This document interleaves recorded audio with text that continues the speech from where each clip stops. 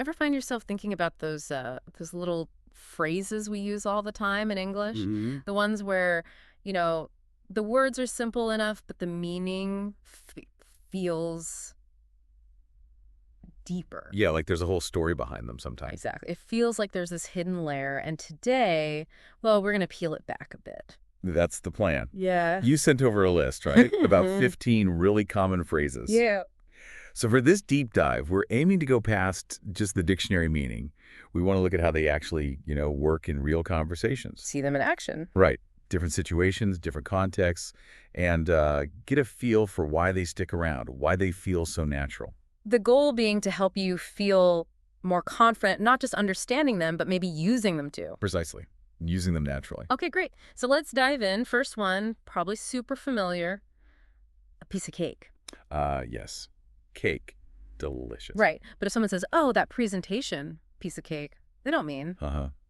Probably no frosting involved. Yeah. Just means something was, well, really easy. Super easy. Think about cake itself. It's usually pleasant, easy to enjoy, effortless almost. Okay. So it's a good metaphor for a task that didn't take much effort. A student might say it about an exam, maybe.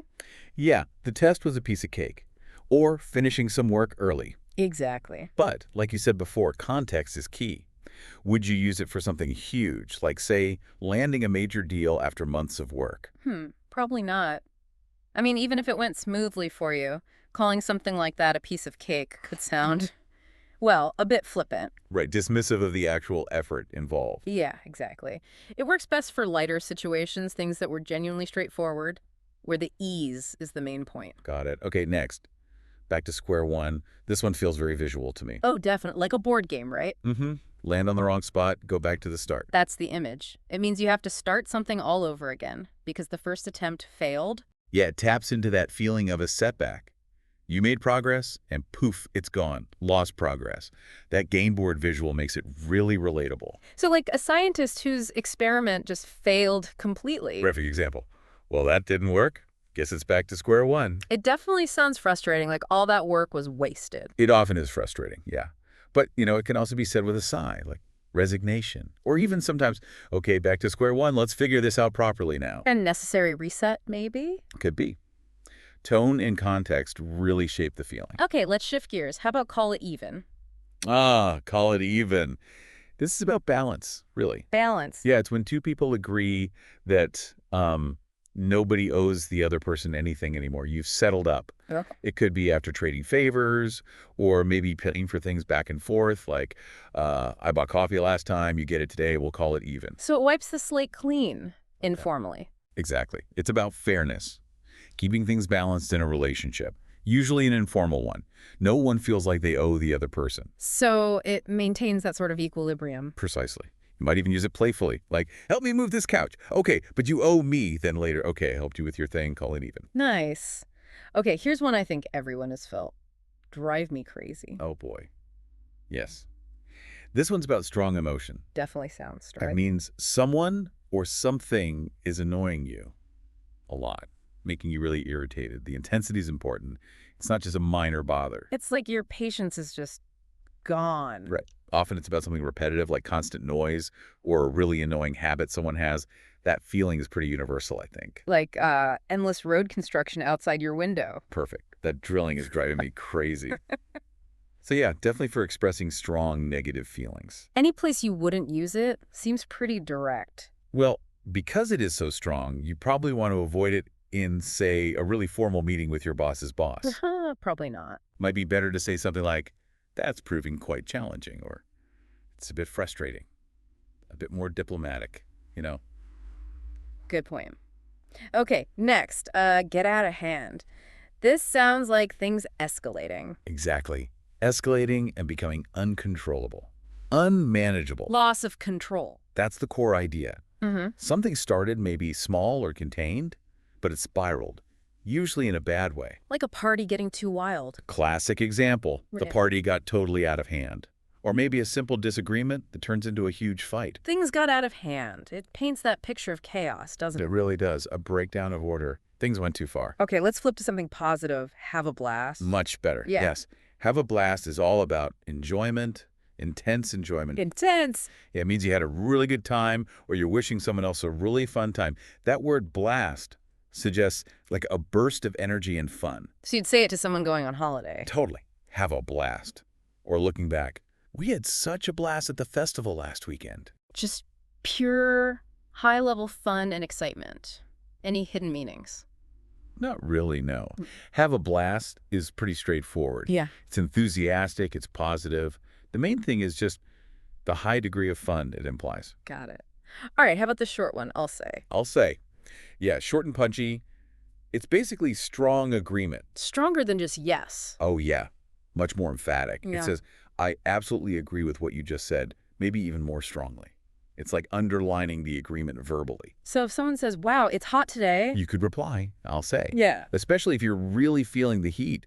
It shows shared conviction. Yeah, you both really feel it. Exactly. Sometimes it can even be used humorously. Like if someone understates something massively, you might say, I'll say, Yeah. to point that out. Interesting. Okay, next, just a heads up.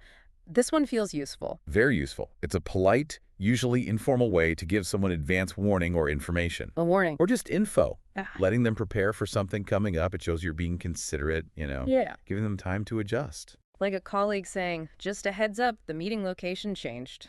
Perfect. Or just a heads up, I might be 5 minutes late. It avoids surprises and keeps people informed. Is it always informal? Mostly, yeah. Informal, semi-formal. In very, very formal writing, you might use something stuffier like, please be advised. Right. But heads up is pretty common. Very common and generally well received. Okay. How about getting someone out of trouble? Let someone off the hook. Ah, yes. Letting someone off the hook means you're freeing them from something. Freeing them. From a responsibility, maybe an obligation they had, or even a punishment they were facing. It implies you're being lenient or forgiving them. So the image is like they were caught. Yeah, like caught on a fishing hook, maybe, and you're letting them go. A teacher might let a student off the hook for forgetting homework once, perhaps. Okay, I'll let you off the hook this time. But don't let it happen again. Exactly. It's releasing someone from a consequence they were expecting. Okay, makes sense. Next, make a point. This is about arguments, right? Or discussions, yeah. To make a point means you've expressed an idea or an argument clearly and effectively. Effectively. So it landed. Right. Your idea was significant, it was well put, and it's worth considering. If someone says, she made a really good point about the budget, they're saying her contribution was valid and relevant. It emphasizes the clarity and impact. Right. Is that different from having a point? Good question. Yes, slightly different.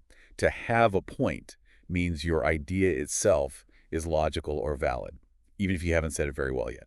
Okay. To make a point is the action of communicating that valid idea effectively. So you can have a point, but fail to make it clearly. That's a useful distinction. Yeah. Okay, now for something easy. No-brainer. Yeah, speaks for itself almost. Yeah. A no-brainer is a decision or choice that's so obvious it requires almost zero thinking. Obvious and easy. Right. The path forward is just crystal clear. Often there's a bit of relief with it, like, phew, that was easy. Like taking the promotion. Total no-brainer. Exactly. If it's a perfect fit, more money, better hours, Yeah. it's a no-brainer. Anytime you maybe shouldn't use it. Well, maybe be careful if you're calling something a no-brainer that other people actually struggled with. It could sound a bit arrogant or insensitive. Good point. Best when the obviousness is pretty shared. Yeah, I think so. Okay, next up, something that doesn't happen often. Once in a blue moon. Right. This just means very rarely, hardly ever. And the blue moon part? Is that real? It is, sort of. A blue moon is the second full moon in the same calendar month. It's uncommon, happens.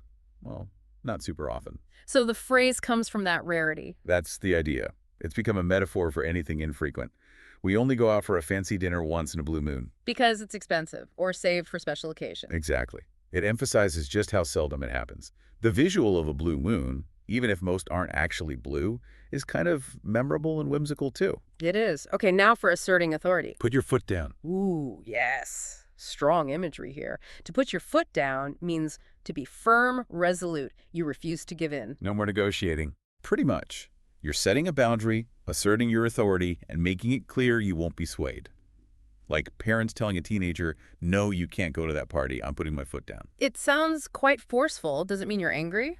It can involve anger, sure, but not always. The main thing is the firmness. the decisiveness, drawing a line in the sand. Okay. Firmness is key. Nearly there.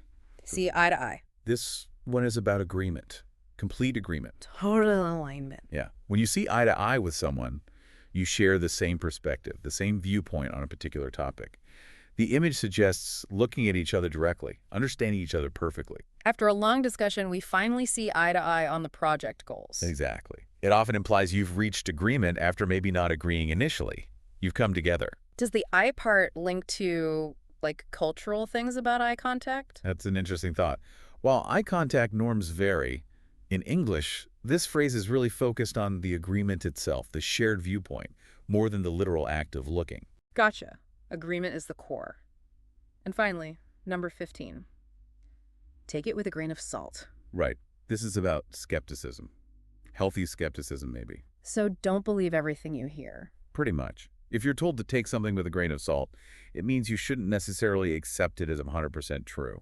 The information might be exaggerated or biased or just not totally accurate. Like if you have a friend who's known for stretching the truth. Exactly. He loves to tell dramatic stories, so you kind of have to take what he says with a grain of salt. It's advice to be cautious. Where does the salt come in? Seems random. The origin's a bit murky, actually. One popular theory links it back to ancient times, maybe adding a grain of salt to make poison or bitter medicine easier to swallow. Huh. So the salt makes the potentially bad info easier to handle, less potent. That's one way to think about it. It lessens the impact, makes you not swallow it whole, perhaps. Fascinating. Okay, so that's our 15 phrases. We've looked at definitions, sure, but really dug into the context, the feelings behind them. Yeah, hopefully exploring them this way gives you a much better feel for how they actually live and breathe in conversation. And the idea is that understanding these nuances helps you not just follow along, but maybe sound a bit more natural yourself when you speak English. Absolutely. It's about catching those subtleties, understanding the cultural shorthand, and just feeling more comfortable in the flow of conversation. These phrases add richness. So a final thought for you listening. Start noticing these. Pay attention when you hear them in movies, chats, wherever. What's the situation? What's the speaker's tone? Active listening. And then, maybe try using one yourself. See how it feels. That step from just knowing it to actually using it, that's where fluency really grows. That really is. Mastering these little building blocks can make a huge difference in how well you connect and understand. So thinking about these 15, which one kind of clicked for you the most today or maybe surprised you with its different uses? And are there other common phrases you've always been curious about, wondering about all the different ways they pop up? Let us know.